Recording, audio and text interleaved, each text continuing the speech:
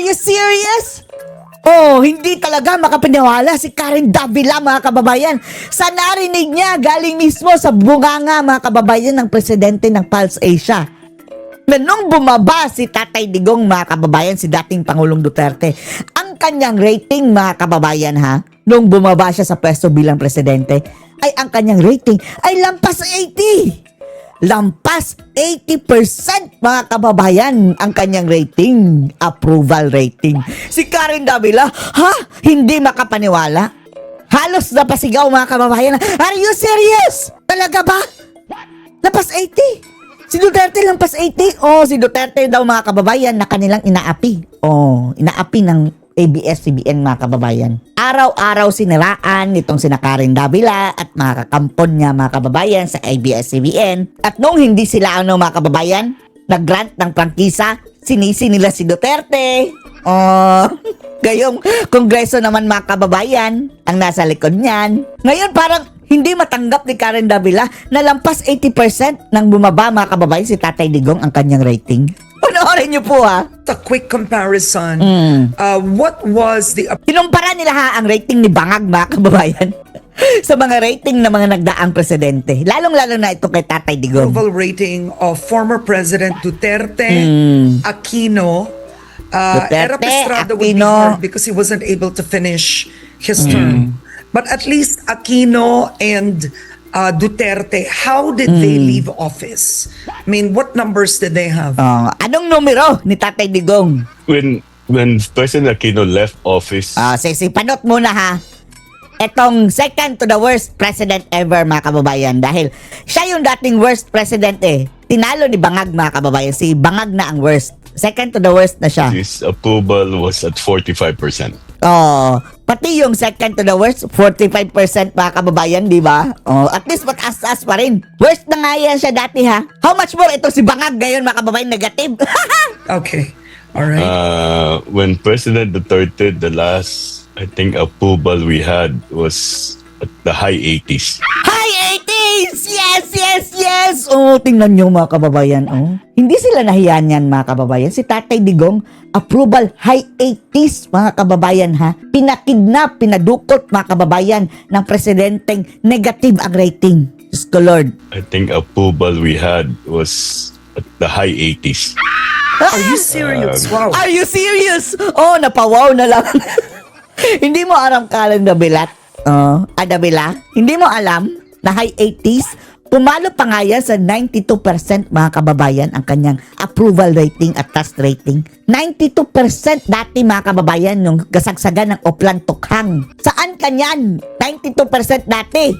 Dahil sa kanyang war on drugs, mga kababayan. Tapos ngayon gagamitin nilang, mga kababayan, dahilan para ikulong si Tatay Digong. So, Duterte left office with 80% Plus pa! approval rating. So this is a Kawawang Karen Davila, yan ang hindi nyo alam. Kawawa naman kayo, Minimenos kasi nila si Tatay Digong, mga kababayan, dahil di hamak na probinsyano lang. Etong mga kakampon, mga kababayan, kakamping, na ang tataas ng tingin nila sa kanilang sarili. Nilolockdown nila yan, mga kababayan, Sara Duterte, Tatay Digong, dahil di hamak na mga probinsyano, hindi kayo karapat-dapat na mag-rule sa amin.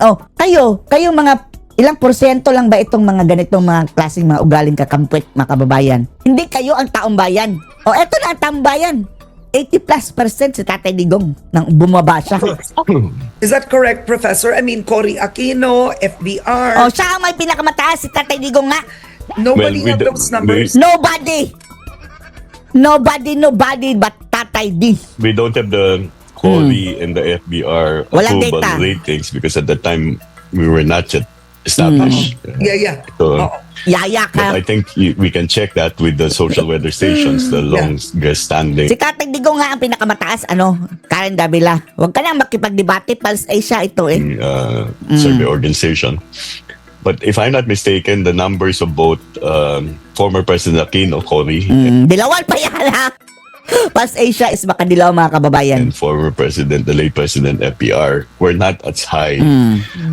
I think Mababa. President Noynoy Aquino, the late President Noynoy, Yung panot, mga kababayan. had one of the higher Wow, higher lang.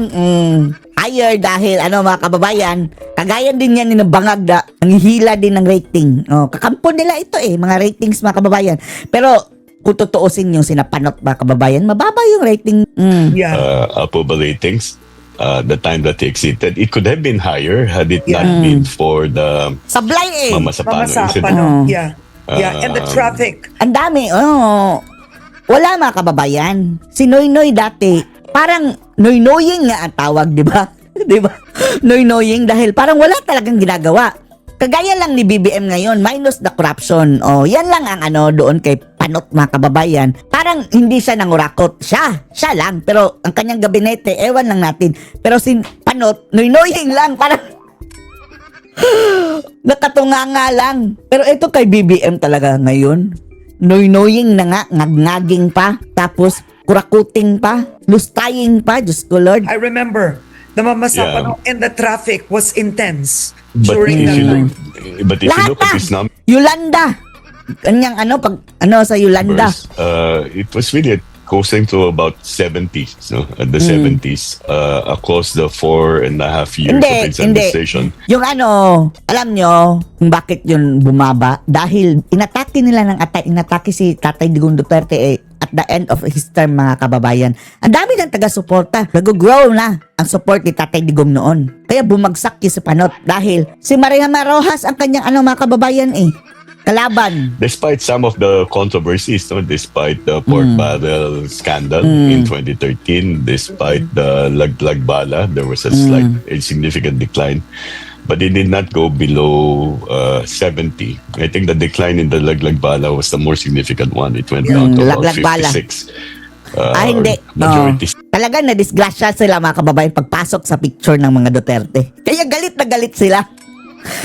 Well, eto, friends with the mga kababayan, Panot, yung mga Aquino, mga Dilawan, kagaya nitong mga media, kaya galit na galit din sila kay Tatay Digong mga kababayan dahil talagang na-demolish sila pagpasok ng mga Duterte. Still, but that's where former presidents are.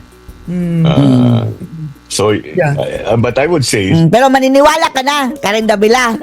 Are you serious? 80+% daw nang bumaba si Tatay Digong?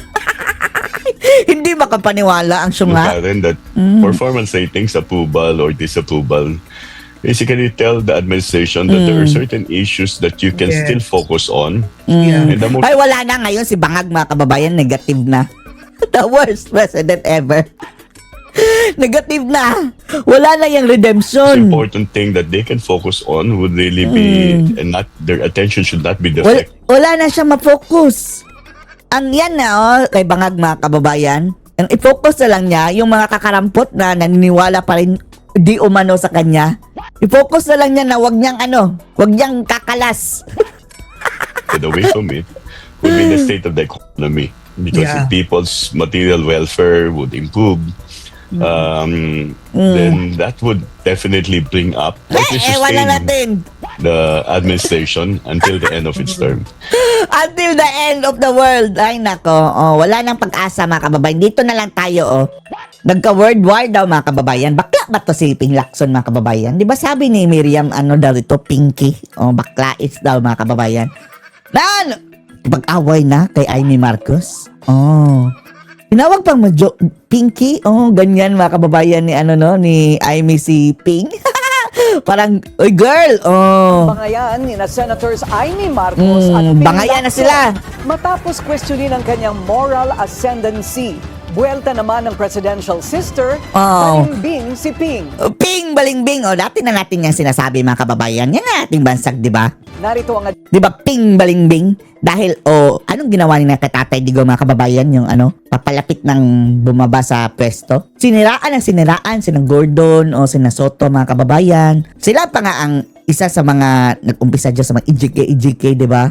Sina Dilima, kakampon na nila. Kaya wala tayong tiwala dyan kay Ping. Demonyo yan. agenda report ni Dexter Ganide ng Abante.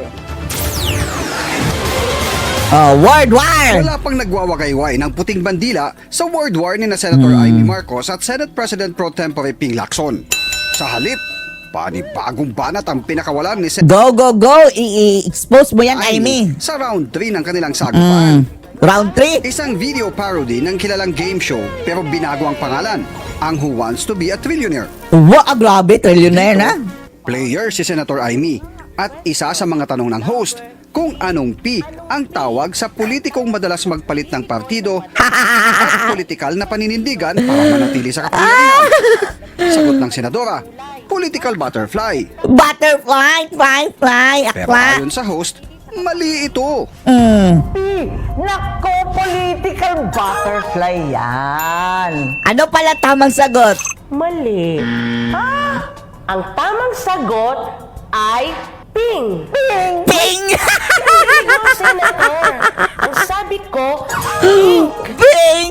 Nag-umpisa ang lahat ng bigwasan ni Senator Amy ang Ay, tinawag ng nako. Senate majority na pinakamalinis na budget ang 2026 GAA sa pagsasabing puno naman ito ng Tapos sabi pa ni Ping pala mga kababayan no, na un-Filipino daw ang ginawa ni Amy Marcos nung sinabi niyang adik ang kanyang ading na si Bangag. Wow, un-Filipino pang Ping giniling Balimbing. na pork. Yun nga, napakadaming goodies sa ating Goodies, giniling na budget. Kahit sabihin nila na talagang cleanest budget, ang tingin ko mataba pa rin eh. Kaya sa round 2, sinagot ni Senator Ping ang presidential sister na Ay, gusto yan ni Ping. Gusto yan mag-away mga kababayan. Parang aklaers din mga kababayan eh. Si Miriam ang nag-booking niyan. ng Ng parang moral akla. ascendancy para kutyain ang 2026 budget. Wala daw moral Dahil ascendancy. Siya ay may pork sa 2025. Sino ang may moral? Ikaw, Ping. Bagay na Di ba ang anak niyan mga kababayan daw na doon daw sabit daw sa smuggling dati ang issue? Bulaanan ni Marcos, sabay ng kanyang uppercut na tanong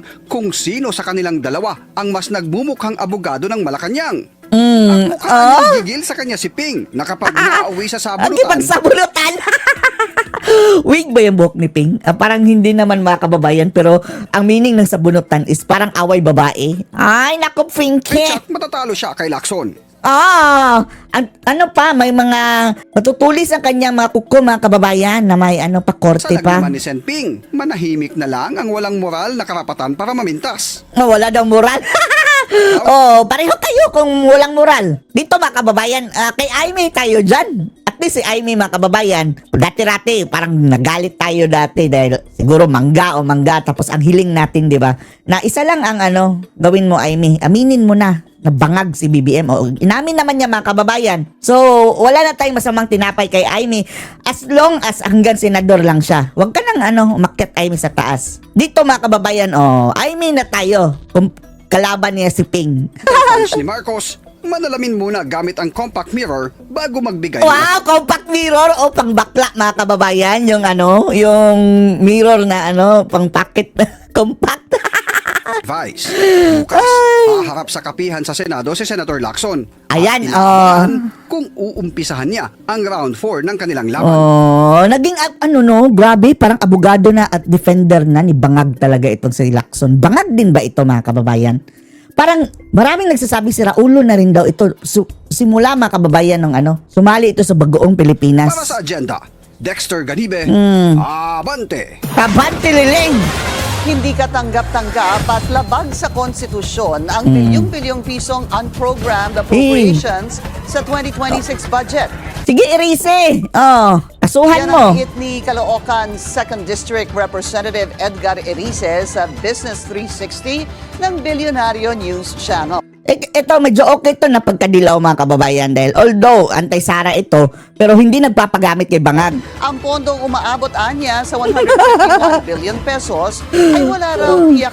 Minsan pinupuri natin ito, minsan binabash natin ito mga kababayan. Pinupuri natin dahil at least nagsasabi siya ng katotohanan dito mga kababayan about sa Marcos administration. Pero pagdating kay Sara, mga banat niya, typical na banat na mga dilaw pa rin mga kababayan. Na panggagalingan. Paalala niya, nasa batas na dapat malinaw ang pinagkukunan ng pondo. Any program of operation is unacceptable because it violates certain provisions of the Anong color Constitution. violate? There are several actually, but most glaringly, it runs contrary to Article 7, Section 22, which clearly requires that the President budgets, which eventually became the General Appropriations Act, must contain not only a budget of expenditures, but also a definite source of financing. Dinepensahan naman ni Senate Finance Committee Chair Win Gatchalian ang unprogrammed funds kung wala raw kasi ito Unprogrammed funds, dinipensahan pa. Alam mo nang bawal yan. pa ng supplemental budget na matagal pang maaaproba ng Kongreso. The program allocations have been there for decades. It's been used for many years. As a Kaya nga form dapat of, maano na yan Naalis na yan dahil matagal na, efficient dekada na yan dyan. allocation of funds. It will take months to get that supplemental budget approved. So, in terms of efficiency, it's not exactly the most efficient, especially when you need the funds right away. For example, if there's an emergency of Eto no, malilinis ng itong budget mga kababayan kapag si VP Inday na. Talagang malilinis yan. there's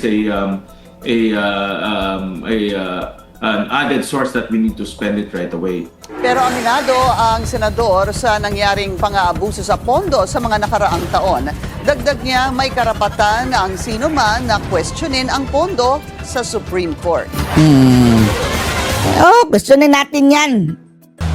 Naghain ng not guilty plea ang tinaguriang flood control queen na si Sara Diskaya at siyam na kapwa akusado sa mga kasong isinampa laban sa kanila kaugnay ng 96.5 million peso ghost project sa Davao Occidental. Wala na. Ito si Diskaya mga kababayan. Kagaya na ito ni Napoles na hindi na talaga nakalaya. Sorry ka na lang Diskaya ha. Pumarap ngayong araw sina Diskaya at ilang opisyal ng DPWH sa arraignment sa korte sa Lapu-Lapu City, Cebu para sa mga reklamong graft at malversation. Itinakda naman sa February 3 ang pre-trial ng kanilang kaso. Agad namang binatikos ni Akbayan Party List Ay nako, akla yan. Bakit yan ang hinihingan nyo ng opinion? Tabingin na nga. Kita nyo naman, itsura pa lang tabingin na. Mga opinion mga kababayan, baluktot pa sa baluktot niyang mukha. Sisendan niya si Diskaya. Anya, Shut up! sing peke ng British accent ni Diskaya. Si Peke din ng mo. Itsura. Ano itong itsura ni mga kababayan? Percival.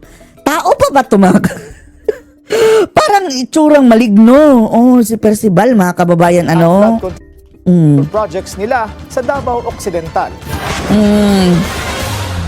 Tinatrabaho na ng gobyerno ang pagpapauwi kay Alam nyo, kating-kati sila dati mga kababayan, narinig nyo yung word na Davao. Akala niya, pa rin, parte pa rin ng mga Duterte mga kababayan, Occidental yan Paano na yan mga akla? Nahinaan sila ng loob mga kababayan nung nalaman niyang, hindi pala parte ng Davao City ang Davao Occidental, hindi pala mga Duterte, hawak ng mga Duterte, hindi. So frustrated ang mga bakla, mga kababayang mga hudas. Akala nila. Aldico. Mahirap man daw ang extradition ay may iba pang paraan para maibalik sa bansa ang dating kongresista. Ang detalye sa agenda Oy, Zaldico, kung ako sa'yo, ilahad mo na lahat, pati yung Gusto natin i-request kay Zaldico, mga kababayan, yung kung paano nila ginamit ang Kongreso at panunuhol, mga kababayan, sa panggigipit kay Tatay Digong, sa Tuwadgom, o sino-sino mga binayaran, sina Trillanes. Dahil graft yan, mga kababayan. Report ni Elijah Bonzo. Ilang buwan na ang nakalipas magmula nang lumabas ng bansa ang fugitive na si resigned Ako Bicol Artist Representative Zaldico. Hanggang ngayon, kahit kanselado na ang pasaporte nito, hindi pa rin natutunto ng mga otoridad ang kanyang kinaroroonan. Ayon sa DILG, may hudyat na raw ang Pangulo sa mga ehensya ng pamahalaan para magkaroon ng extradition treaty ang Pilipinas at ang Portugal kung saan pinaniniwala ang... Sige! Ipakita mo, bangag. Di bali, Zaldico, hold on lang until maging presidente si Sara dahil gagawin ka ang state witness. Ngayon, mga kababayan, it's either gusto nilang patayin si Zaldico o ipakulong ng mga kababayan. Pero di bali, pwede pa yung gawing mga kababayan state witness pag si Sara na.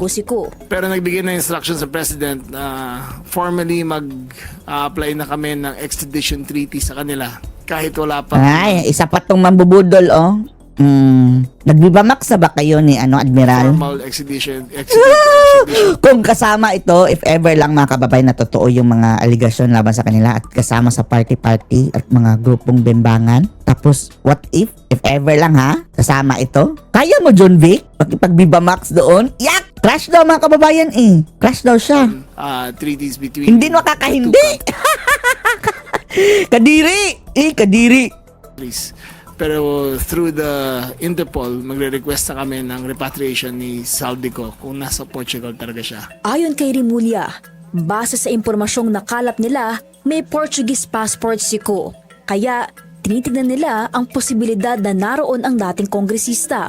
Pero makalipas ang ilang oras, tila kumambyo ang kalihim at nilinaw na almost Sayang. impossible na ma-extradite si Ko. Sayang ang mga intelligence fund, ang mga buisit na to mga kababayan, no? Ang kakapal ng pagmumukha. Si Saldico hindi mapauwi-uwi. Dahil walang extradition treaty sa pagitan ng dalawang bansa. Paglilinaw ni Remulla, iniutos ng Pangulo sa pamahalaan na pag-aralan kung ano Puro pag-aralan. Ayan na naman. Ito na favorite word nila, bangag mga kababayan, no? Pag-aralan natin, iimbestigahan natin, titingnan natin, Walang nangyari mga kababayan din. Puro bangag mga kababayan ang mga ginagawa. mga maaaring gawin para maibalik sa bansa si Ko bukod sa paraan ng extradition. Pinag-aaralan pa namin kasi ang magulo dito. Ay nako, eto mga kababayan, never ending na aral. Pero hindi natuto. Puro kayo aral, walang hindi natututo. There are other avenues that we can pursue na gusto niyo pag-aralan. Pag-aralan. Nako Lord, pag-aralan. Ay nako, welcome to Bangag, Pilipinas. It takes years and years to do. Okay. Sa pag-aaral ninyo. Instruction sa amin ay pag-aralan namin. Umalis na lang kayo dyan. Puro kayo aral, hindi natututo. Paano natin magagawa ang extradition niya na passing through a treaty. Mga bangag. Ilan sa mga paraang tinitignan ng DILG ay ang pakikipag-ugnayan sa Interpol, United Nations, Okay, Tatay Digong, ang dali nilang pag-ugnayan di umana sa Interpol. At sa Tapos, iba pang ahensya panahon na para manghuli mga kababayan, ang dapat hulihin, wala. maaaring makatulong para Stupid! mauwi si Ko. Cool naman sa Stupid! pagbabalik sa bansa ni dating presidential spokesperson Harry Roque, Ani Remulla, sa kasalukuyan Paano na yan? Mayroong application si Roque na asylum. Hindi na nila makukuha mga kababayan unless walang desisyon. ay wala pa silang nakukuhang formal na kopya ng Tingnan nyo umuwi mga warrant stupido na mga, dito. ay nako, mga stupid Para sa person. agenda, Elijah Bonzo, Billionaire News Channel. Hands off dapat ang Pangulo sa investigasyon sa flood control scandal. Yan ang unsolicited advice ni Pulse Asia President Ronald Holmes kay PBBM. Alamin kung bakit sa agenda report ni George Cahiles. Pagtaas ng presyo ng bilihin at paglaban sa korupsyon ng dalawa sa pangunahing concern Hoy, mayroong bumaba in fairness mga kababayan sa panahon ni BBM. Bumaba ang presyo ng droga. ng mga Pilipino noong 2025. Yan ang sabi ha. Narinig nyo? Yung mga sabi-sabi ng mga kababayan ng mga tao. Mura na lang ang droga. Kung ang Dahil dalawang kay aspetong ito, dismayado Maraming na supply daw eh. Maraming nang addict kasi mga kababayan. So bumalik na yung sabi nga ni Jonathan Morales na hindi na daw nire-raid ang mga bahay batakan mga kababayan, mga drug den dahil si Jonathan Morales from his words, baka naabutan daw sa mga drug den na iyon si Sandro Marcos. Sinabi nga ni Jonathan Morales. Kaya pinagbawalan daw ang PDEA na mag-raid. ang publiko sa aksyon ng gobyerno sa pamumuno ni Pangulong Bongbong Marcos. Sa at the forefront ng Billionaire News Channel, sinabi ni political scientist at Pulse Asia President Ronald Holmes, kailangan ng focus ng Pangulo. Focus. Wala na mga kababayan, kahit anong focus pa. To the corruption cases, let the ombudsman handle it. Because Tapos ang ombudsman, wala rin tiwala ang sambayan ng Pilipino. Kung negative ang rating ni Bangag mga kababayan, ganun din siguro ang rating ng ombudsboying na yan. Lahat ng mga bagoong mga kababayan, negatibo na. any involvement on the part of the president would definitely lead towards perceptions that there is some whitewashing. They can focus on would be the major concerns which have been traditional material welfare concerns, from high prices of basic commodities, pay, and jobs. And that means really focusing on the economy. Malaki ang ibinaba ng tiwala ng mga Pilipino na mapapanagot ang mga tiwaling opisyal ng gobyerno sa flood control scandal.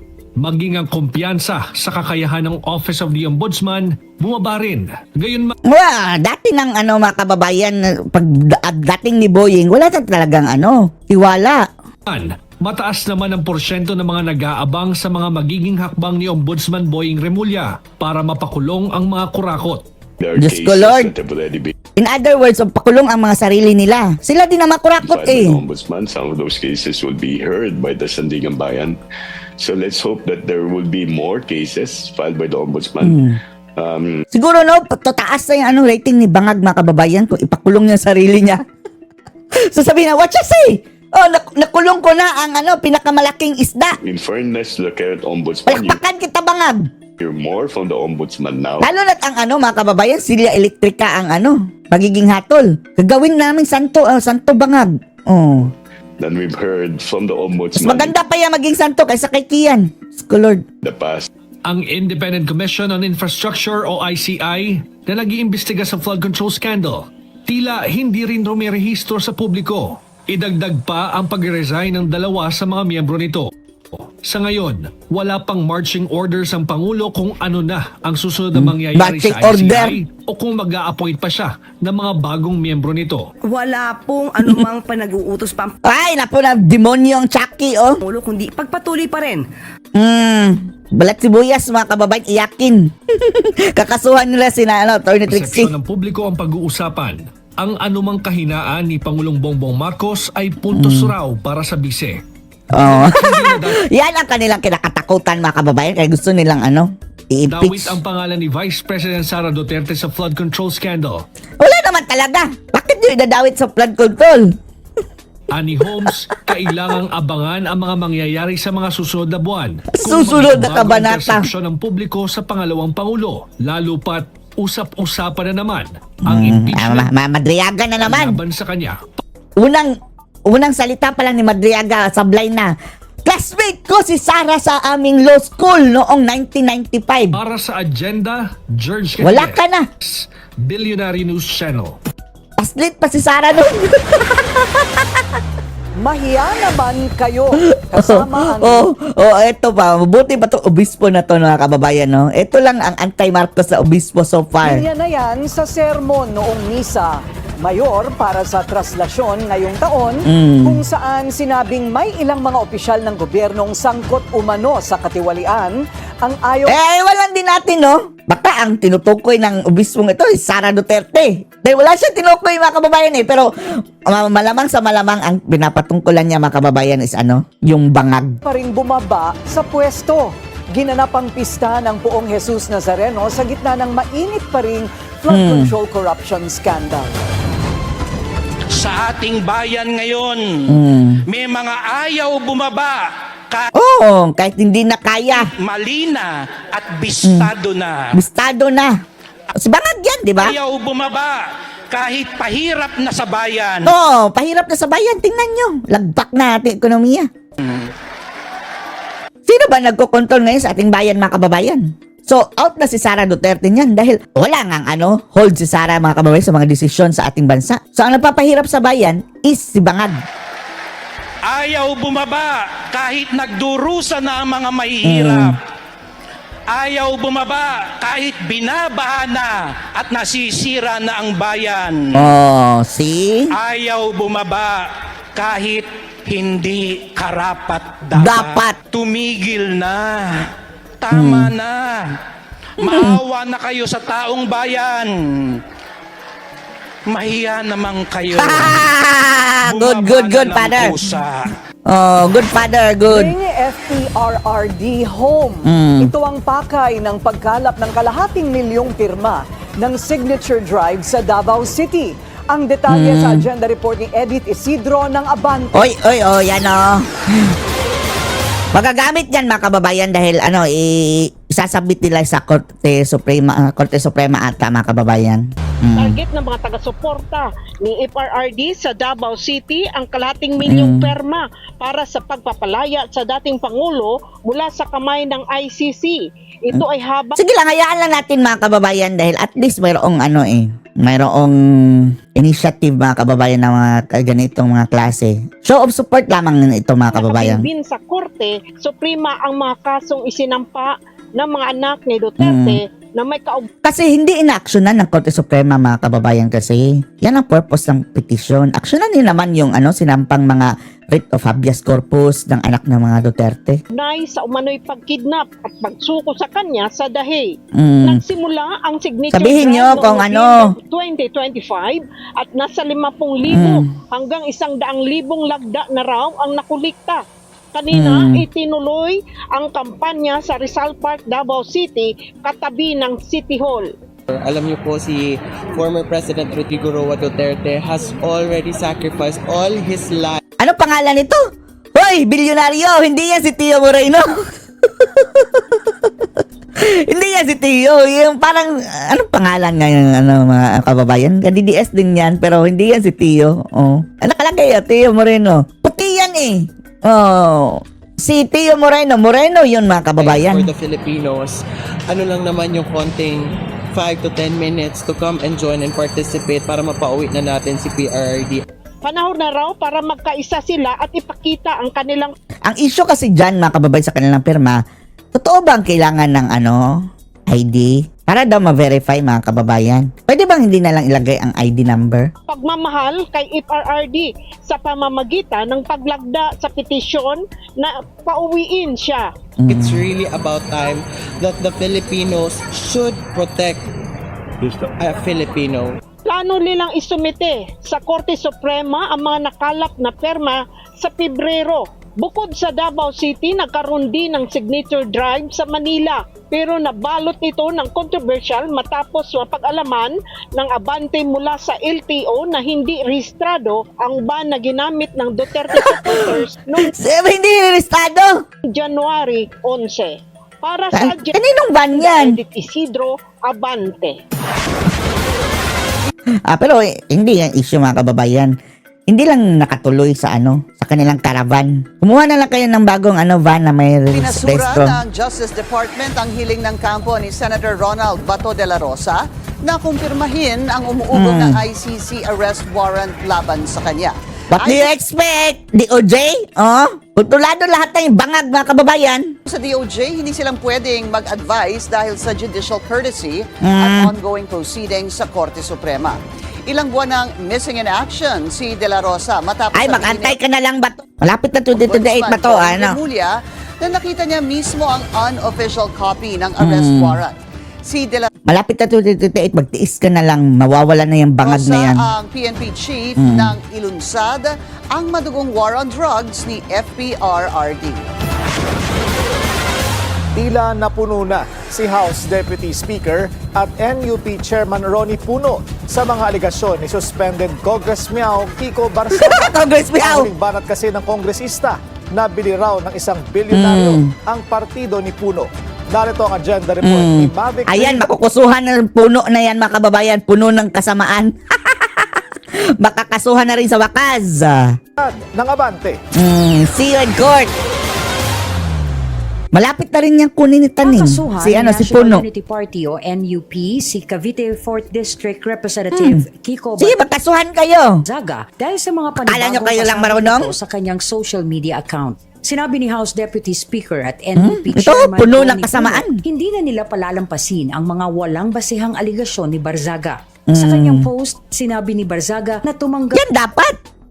Para mga kababayan, mayroong patas na laban doon sa korte. Hindi yung i-ethics sila mga kababayan na kukuyugin nila dyan sa kongreso. Doon kayo sa korte. Mas maganda yan. Ang mga miyembro ng NUP ng Suhol galing kay billionaire Enrique Razon kapalit ng pagsuporta sa dating House Speaker Martin Bakit hindi si Razon ang magsasampa ng kaso Puno? Romualdez bago ang eleksyon noong 2025. Pero kaagad din naman itong binura ng kongresista. Pinalitan niya ito ng panibagong post laban kay Congressman Puno matapos nitong ihayag na kakasuhan ng partido si Barzaga. Sabi ni Barzaga, pwede naman daw siyang kasuhan ni Puno pero pagpapatunay lang daw ito na nabili na ng negosyanteng si Razon si Puno. Nabili. Giniit ni Puno, walang basihan at Puno na panot din, ng mga paratang ni Barzaga. Wala naman daw kasing Kurakot ang itsura, mga kababayan, katayan, tambaluslos, oh. Kaya hindi makatwiran ang bintang ni Barzaga. At dahil sa mga akusasyong ito Sige, ni magharap Barzaga kayo. sa mga miyembro ng NUP, sa korte na lang daw sila magkita.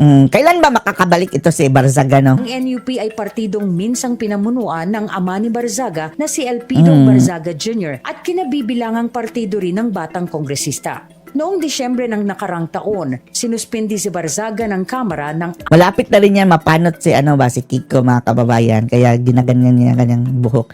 Dahil nasa bloodline nila yan, mga kababayan. 60 araw nang walang sahod at benepisyo dahil sa ilang Mag-wig ka na lang, Kiko. posts nito sa kanyang social media Or magpa-implant. account na umano'y puro paglabag bilang isang Meron ng mababatas mga ng babae. technology ngayon, mga kababayan, sila Elon Musk. Panot na yan eh. Ng buhok, mga kababayan. Habang kapulungan. Ngayong darating na Pebrero sana nakatakdang matapos ang suspension ni Barzaga. Pero ilang mambabatas ang nagpanukalang dumaan muna siya sa fitness test para malaman kung angkop na siyang magtrabaho muli. Gumagawa-gawa na naman ng rules, mga kababayan, ang mga animal para hindi lang makaibalik si Kiko Barzaga.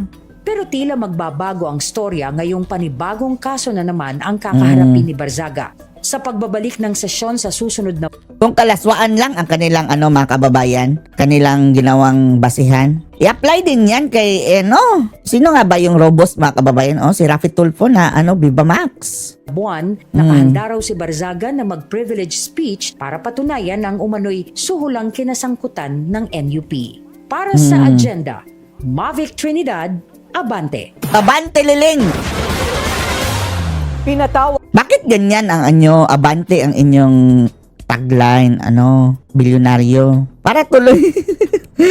Binopromote nyo si Benny Abante na obispo monyo. pa ng 24 billion pesos na multa ng DOE ang Solar Philippines ni bilyonaryo Congressman Leandro Leviste. Ayan, si Leviste, mga kababayan. 11,000 megawatts na kontrata ng kumpanya.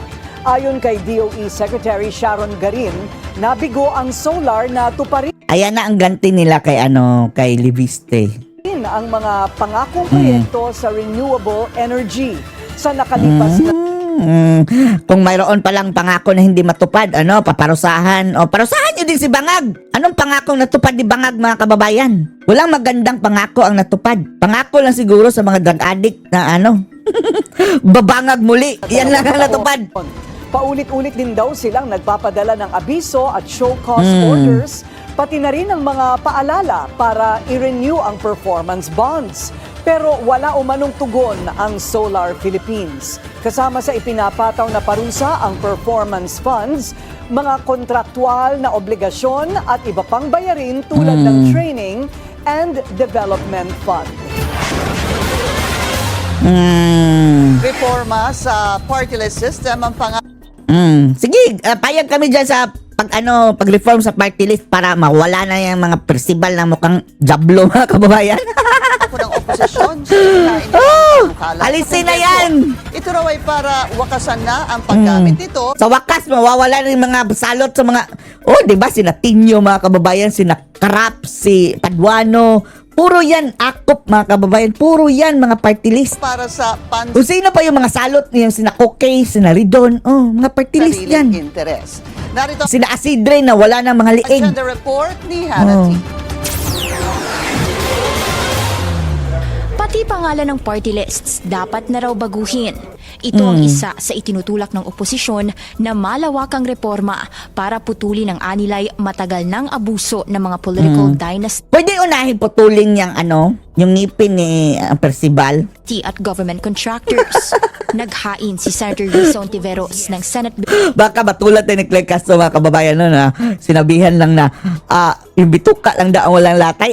Kinasuhan doon sa sa NBI. Napaka-corny. Diyos ko Lord, ang ka-corny, mga kababayan. Bill number 1656, kasabay ng kaparehong panukala sa mababang kapulungan na inihain ng Akbayan Party List na gustong Akbayan, baguhin ang Party Aklayan. List System Act. Sentro ng panukala nila ang tahasang pagbabawal sa mga political dynasty na sumali sa party list system.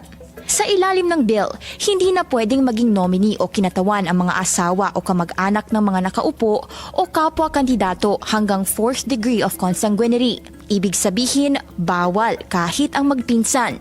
Tila nagiging backdoor na raw kasi ang party Backdoor list negotiation, para sa mga ano? pamilyang matagal nang nasa kapangyarihan. Pinupuntirya rin ng Mahilig sa backdoor, sina Raulul Manuel, sina Percival, mga kababayan. ang mga party list na may koneksyon sa mga kontrata ng gobyerno. Bawal na raw dapat maging nominee o kinatawan ang sinumang may direct o indirect interest sa mga kumpanyang nagbibid o nakikinabang sa government projects. Malinaw daw na conflict of interest ito. Bakit hindi na lang yan tuluyang alisin? Oh? Na kung ang isang mambabatas ay Alisin nyo na lang pumatabok sa yan. infrastructure budget habang ang kumpanya niya ay nakikipag-compete din sa mga proyekto. Hindi rin dito natatapos sa mga reforma. Gusto rin kasing ipagbawal na ang registration ng mga party list. O yung mga NPA na party list, mga kababayan, pagbawal na rin yan. Na ang pangalan o imahe ay hawig sa mga TV o radio program. Mga government Kapuso, assistance mga kababayan. Ano-ano yung mga party list nila? Ang panday, Diyos ko Lord, panday-pandaot, Diyos ko Lord. program o pangalan ng mga Mga politiko, 4Ps. celebrity o public figures.